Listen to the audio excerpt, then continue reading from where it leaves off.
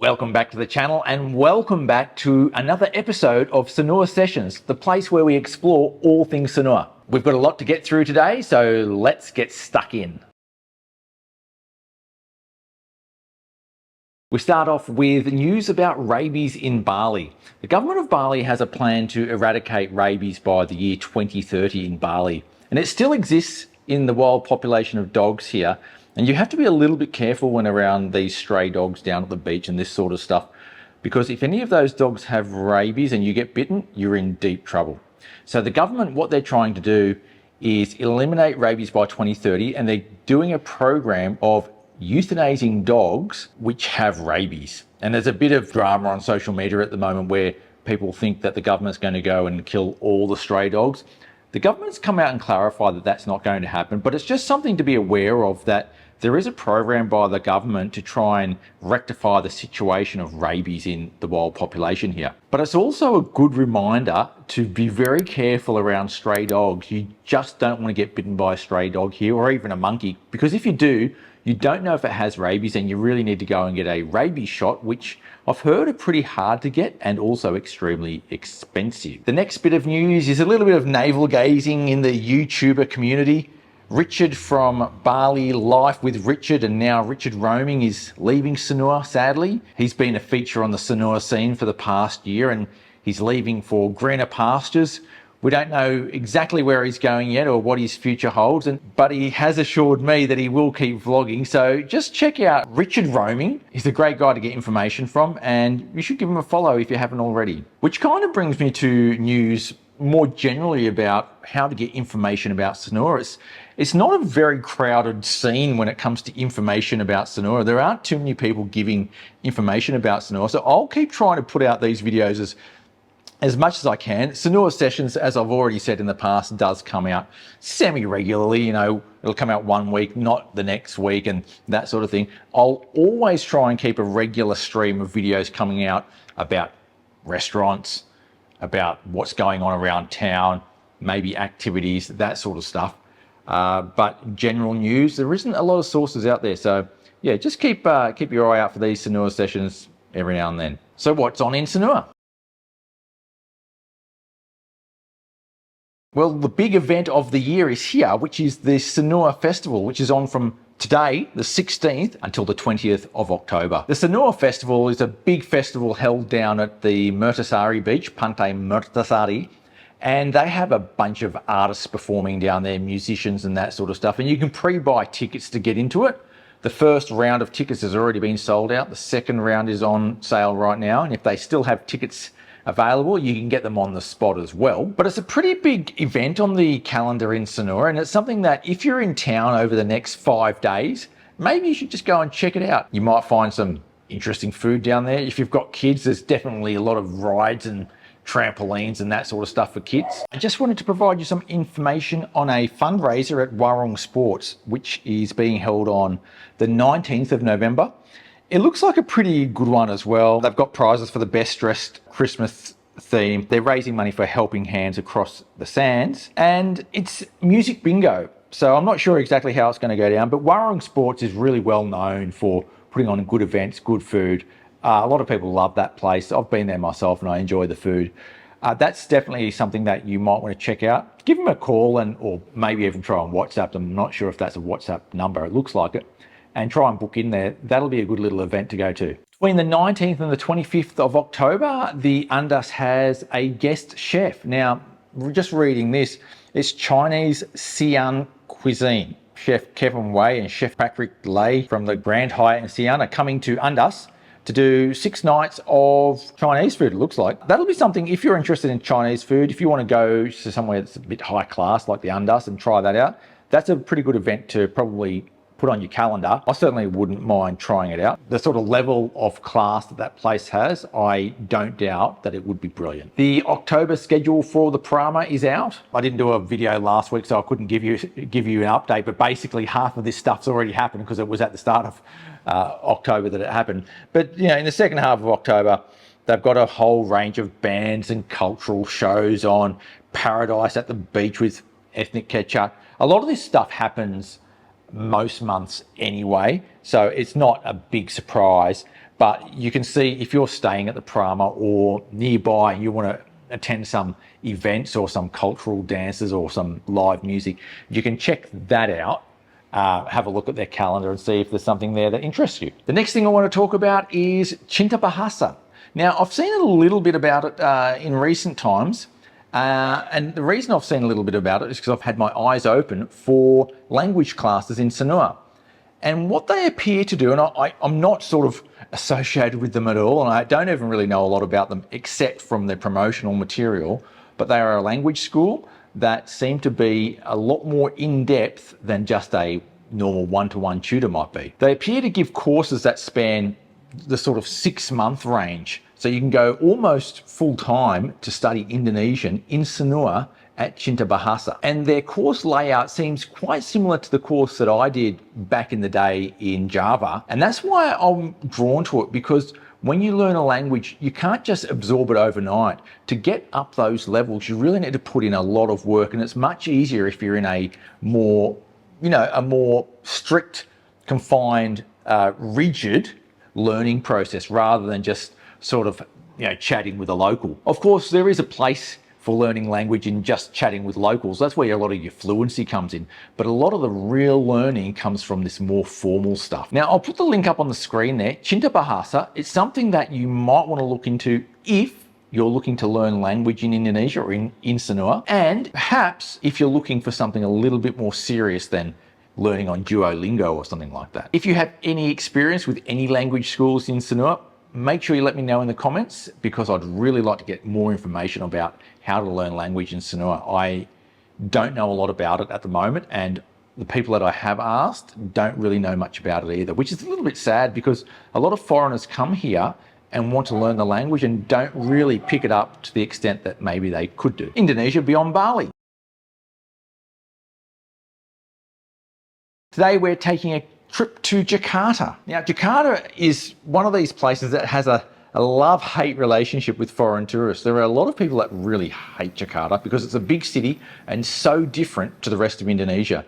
In fact, it's so different that I'd even say that it feels like a different country. And the main reason it feels like a different country is because it's quite modern. Jakarta is a very modern city. It's very big. The people there earn a lot more money than in other parts of Indonesia because they have a higher minimum wage, but also a lot of the people are more highly educated. And what comes with that is a lot of modern things like modern malls, modern transportation. They have an MRT there, which is world class. They have the high-speed rail, which runs between Jakarta and Bandung, which is world class, travels at 350 kilometers per hour. The level of car ownership there is incredible, and the amount of wealth from the very wealthy in Jakarta is beyond belief. You look at the Western world and you look at rich people, the real rich people in Jakarta are the real elites. So with all that money floating around a city like Jakarta, you can expect something a little bit different as a tourist there. The first thing that a lot of people do when they go to Jakarta for holidays or for a visit is to go shopping. There are a lot of branded items there. There are a lot of high-end malls, but there are also lower-end markets where you can get knockoff stuff or cheaper locally produced clothes. There are also textiles which are traded there. They may not be made in Jakarta, they might be made in a place like Bandung and traded there, but there are big outlets for fabric. The food situation in Jakarta is pretty cool too. There's a lot of great local food, a lot of modern Western restaurants as well. And then there's the colonial history of the city. If you go to the place called Kota Tua, or Kota as it's sometimes called, that place has a lot of old Dutch colonial buildings. You can get a feel for how things were maybe 100 years ago, 200 years ago, 300 years ago. There's a few museums there in Kota which are really interesting, like they have a puppet museum, which I think is really cool. There's also the National Museum in the centre of Jakarta, which is fantastic. And then there are typical tourist attractions like Monas, which is the national monument of Indonesia, which is a really fantastic way to get a feel for Indonesia, the country. When you go to a place like Jakarta, you get a feel for how Indonesia is much more than Bali. Sometimes when we come to Bali, we're a little bit blinkered about what the rest of Indonesia is like. And until you travel to a place like Jakarta, you really have no idea what the rest of the country is like. Now, I always say for people going to Indonesia on a much larger trip where they might go and travel through a few of the islands, a trip to Jakarta really gives you a grounding in where the center of power in Indonesia is. It's on the island of Java and primarily in the city of Jakarta. The good thing about Jakarta as a travel destination is that it's easy to get into and out of. So from Australia, there are direct flights from Sydney, and there used to be from Melbourne. I think there still is with Qantas. And from the rest of the world, USA and Europe, there are so many flights directly into Jakarta. And once you're in Jakarta, you're in the center of the universe as far as transport goes in Indonesia. So from Jakarta, there are flights to everywhere else in Indonesia. There's also ferries as well that you can get multi-day ferries to other parts of Indonesia as well. Now from Jakarta, if you only want to go a short distance, you might go to somewhere like Bandung, which is 3 hours away, or you might go down to Ujung Kulon, where the last remaining Javan rhinoceros are, or you might trek across to Carita and the west coast of Java, where you might be able to get a sight of the old Krakatau, or I think in English we say Krakatoa. But from Jakarta, you can also catch trains across Java. And that's one of the great things about traveling in Java is train travel. So from Jakarta, you could travel across the top of the island, across to Surabaya, or you can go through the southern route through Bandung, across to Yogyakarta. And that rail journey is an amazing rail journey as well. Actually, the southern rail journey is my favorite one because you go up through the mountains into Bandung and then over the mountains down onto the lowlands again. And that slow winding train journey, which takes hours, is spectacular. The scenery is amazing. And just sitting down and chatting with locals, having some snacks on the train and looking out the window is one of my favorite things to do. So if you're planning a trip in Java, it's possible to fly into Jakarta, catch the train across to maybe Bandung or Cirebon or Semarang or Yogyakarta, wherever you want to go along the train journey in Java, and actually at the end up in the place called Banyuwangi, which is on the far eastern coast of Java, which is only a ferry trip across the water to get into Bali. So you can go from Jakarta to Bali pretty easily. So you could fly into Jakarta and fly out of Bali. That'd be a great way to spend an extra week or two in Java on your trip to Indonesia. Let's get stuck into Indonesian food. Today, I want to talk about Chinese Indonesian food, and I want to give a bit of a background of what that really means. So in Indonesia, there are many different ethnic groups. The Balinese, for example, are an ethnic group. The Javanese are an ethnic group. Now, the Javanese are not just people who come from the island of Java. When we say Javanese people, we need to be careful about what we're talking about. Javanese people speak the Javanese language. They have Javanese culture, and they generally come from Central Java and East Java. They are Javanese. They speak Javanese language. In the western part of Java, in the provinces of Banten and West Java, those people are not Javanese.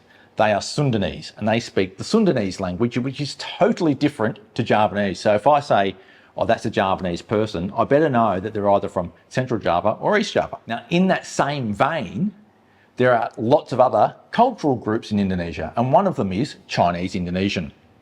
Now, Chinese Indonesian people are spread throughout Indonesia. They're sometimes colloquially known as Cindos, Chinese Indonesians. Indonesians love to do that sort of chopping off the ends of one word and the beginning of another word and joining them together. So Cindos, you can call them as well, as long as you're nice about it.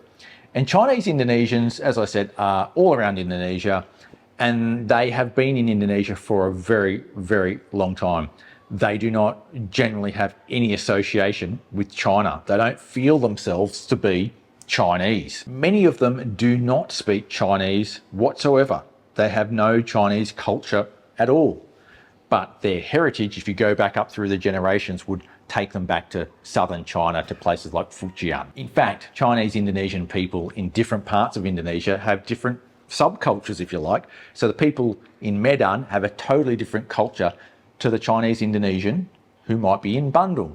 A Chinese Indonesian in Bandung is less likely to speak any Chinese languages, whereas a Chinese person in Medan is much more likely to speak either Mandarin or even more likely to speak a local dialect. Chinese Indonesian people in Medan have a different type of Chinese Indonesian food to the Chinese people in Bandung or in Bali. So when we talk about Chinese Indonesian food, we are talking more broadly about the food that originally was from China, was brought over by Chinese immigrants and adapted and developed within Indonesia. And it's totally different to real Chinese food. Classic Chinese Indonesian food is bakmi. Bakmi is basically noodle dishes, and there are noodle dishes all around Indonesia. Now, bakmi is also regional as well, so you can get different bakmi in different places, depending on which town you're going to. They'll have their own specific variation, but generally it's a noodle dish with toppings. There's even a great bakmi restaurant in Sanur, which has opened fairly recently. It's called Bakmi Dua Dua. It's one of my favorite ones anywhere, actually. The pork that they put on that bakmi is amazing. So if you look at Bakmi Dua on Jalan Danau Poso, that place is highly recommended to get a taste of what Chinese Indonesian food is like. But the other sorts of things that Chinese Indonesians might cook up is stir-fried veggies. They'll do nasi goreng in their own style, like a nasi goreng Medan is usually from the Chinese Indonesians up in Medan, and they'll put things like lapchong in there, which is a Chinese sausage. They'll put a lot of pork. They'll put prawns in there as well, and it's so delicious. Now you can actually get that as well in Sanur. I get mine from a place called Kwetiau Beras 88. Kwetiau Beras. Beras basically is uncooked rice. Kwetiau is thin, fat noodles, and 88.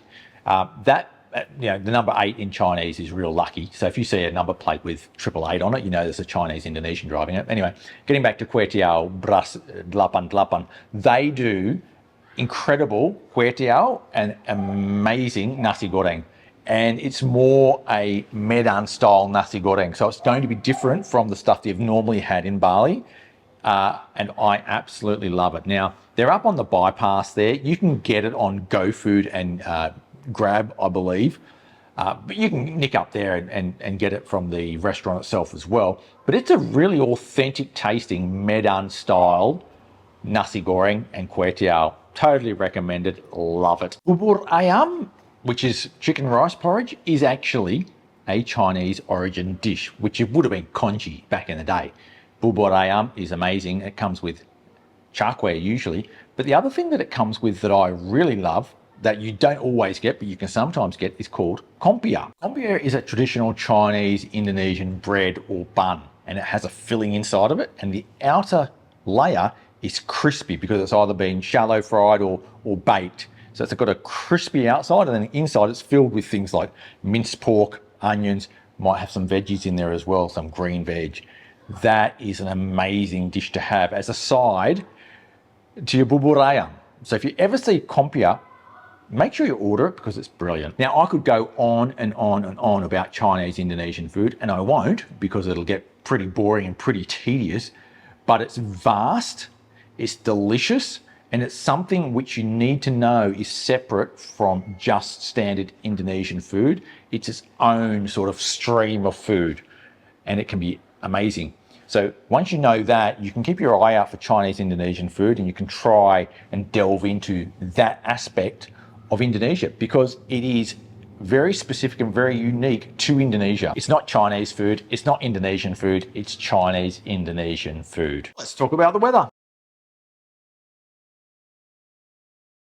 I don't need the weather app, so I just stick my head out the window, and today it's been very hot. In fact, I think the last time I spoke, we talked about the weather perhaps not getting into the wet season as we thought it might have done the previous week. And again, it hasn't been raining that much. It still hasn't really gotten into that wet season that we might expect at this time of year, but it is still very, very hot, very hot.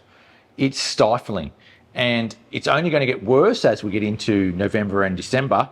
So if you're coming over anytime soon, just be prepared because the heat is really bad right now. It's time to talk about property. So this first place we've got is a brand new villa. It's a rental, and they're renting it on a yearly basis, 250 million per year, about 25,000 Australian dollars. 2 bedrooms, 2 bathrooms, a storage room, living room, and a private pool. Now, the reason I sort of was drawn to this one is because it's one of those rentals which is not a 30-year lease, but it's also not like a weekly rental that might be available for an exorbitant price. It's a 1-year rental. So if you wanted to come over to Bali for a year and live, just to see if you like it or not, you can put down your 250 million rupiah and get this place for a year. And it looks pretty good. It's extremely modern. I mean, you look at that and you think, gee, I'm gonna be really happy in that. I mean, I love the look of it. I'd certainly be happy living in a place like that. It looks big enough, especially for 2 people. It'd be miles big enough. Extremely modern, fully furnished, and that'll be your sort of a one-stop shop. Get in there, get your bearings in Bali, see if you like it or not before you commit to a 30-year lease where you might do your dough. I think that's a pretty good option. 250 million, probably negotiated down to 225 or I don't know, 210 if it's on the market for a long time. It might have even been snapped up by now, who knows? You'd have to find out. But that's the sort of stuff that's available. Yeah, for 250, that's the sort of stuff you might get. Now, as far as location goes, it doesn't say exactly where it is. All we know is that it's beachside. So beachside basically means within walking distance of the beach, within walking distance of the main road, within walking distance of all the cafes that we all love in Sanur. I think it's pretty good value. The next place we've got is a monthly rental. Again, one of these short-term ones, just so you can dip your toes in. Monthly rental. It's saying 6.5 million rupiah per month negotiable. So let's say 600 bucks a month. That's nothing. And it's basically a room. It's like a homestay, really. You almost like an Airbnb. You've got a room, an extremely modern room. The main features are it's got a bed, it's got a table, got a cupboard, air conditioning. It's got a fairly modern bathroom there with big rain shower. You know, totally acceptable. We don't know a heap about it. I mean, this is the sort of place that you'd actually have to go and check out on your own to see whether you really want to commit or not. Although for that sort of money, you might just give the 600 bucks, come for a month and then see how you like it. And then if you don't like it, you can just leave. I mean, you're not losing much money anyway. It's got a kitchen with I don't even know what the English word for kompor is, a stove. It's got a stove, a gas stove. It's got a washing up. It's got some pots and pans. It's got a fridge. It doesn't say that it's shared, but I don't know, just looking at that photo, it looks like it's shared. But if it's not shared, I mean, that's unreal value in that case. So look, they're the sorts of options you've got at those sort of shorter term rentals. They sort of caught my attention. I'm still looking for my own place to buy. I still haven't found it. So if you know anyone that's got land they want to sell freehold, that Susan would put in her name, let me know because I'm still interested. I'm interested west side of the bypass because for me, I don't have enough money to buy anything on the east side. It's just too expensive. Even on the west side, I've noticed that prices have gone through the roof, and just anecdotally, it feels like prices in the past year have gone up 50%. Now, in any sort of market where prices go up 50% in 1 year, you would have to say that's a bubble. I'm no economist, so I can't say that, but it feels very expensive at the moment to buy anything or rent anything long term. I'm not sure if we're feeling the effects of everyone rushing to Sanur or whether people are just asking too much and really they're negotiating the price down. Not sure what's going on. I'm being patient and I'll find something that I want at the price I want, but it's very difficult right now. Let's do some Q&A. Kevin Antanovich asks, why is there tax and service applied to your bill in Bali? Now, it's a little bit complicated. Tax and service, the service part of it is actually determined by the hotel or restaurant themselves, and that service charge is supposed to be money that goes to the staff instead of giving a tip. So they get paid a basic wage, and then on top of that, they should get the service charges, so it tops up their salary quite nicely. So if they're working in a place like the Hyatt, they should be getting paid really well, and they generally do. The tax side of things is 10%, and that is a tax levied by the local government. You'll see it all throughout Indonesia. It's set at 10%. It's different from the normal sales tax that's on other products. That at the moment is 11%. It's going up to 12%. This tax for restaurants is only 10%, and you'll see it added to most bills. If it's not added to the bill, the restaurant still does need to remit that 10% tax. It's just that you just don't see it. Those tax and service charges have been there as long as I've been coming to Bali, and it used to be called plus plus. I don't see that plus plus that much anymore. You see it occasionally. You'll see something advertised at 100,000 plus. You know it's going to be probably 120,000 at the end of the day. TDG 190879 asks what authentic Balinese cuisine they should try when they're in Sanur. Now, this is really difficult because there's a difference between Balinese cuisine and Indonesian cuisine. In fact, Balinese cuisine is quite specific and there's not a lot of it available in Sanur. When we talk about Balinese cuisine, we're talking things like babi guling. That's the main one. There are lots of specific dishes that you might get at ceremonies in a Balinese family, but generally out and about, you don't see a lot of Balinese specific food. And because of that, my recommendations for local food is more broad than just Balinese. So these are the ones that I would recommend just off the top of my head. Warung Krishna.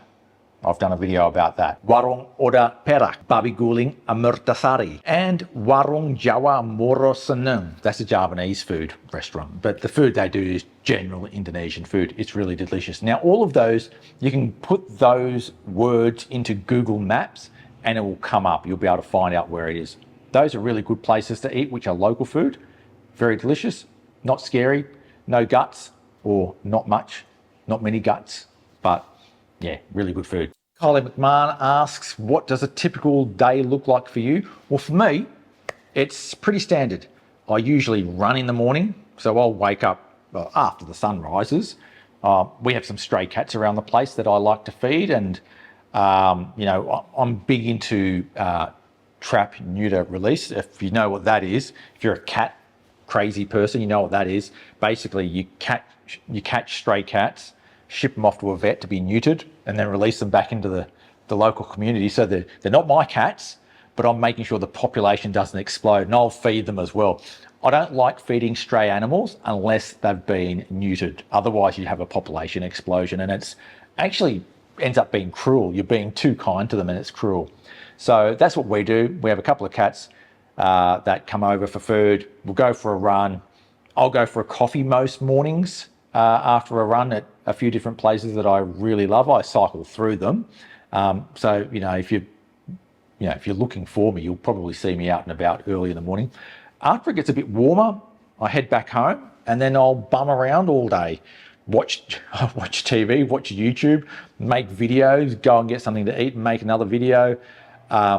Plan my activities outside of Bali. So Susan and I go outside of Bali quite often for various reasons, and we need to plan for that as well. So we're kept fairly busy. I'm never bored. I'm not a person who gets bored anyway. I'm not one of these people that needs to have my hands busy all the time. Yeah, that's what we do. We don't do too much. Meet up with friends every now and then. We'd like to go on day trips with friends every now and then, get on the bus and go up to Ubud.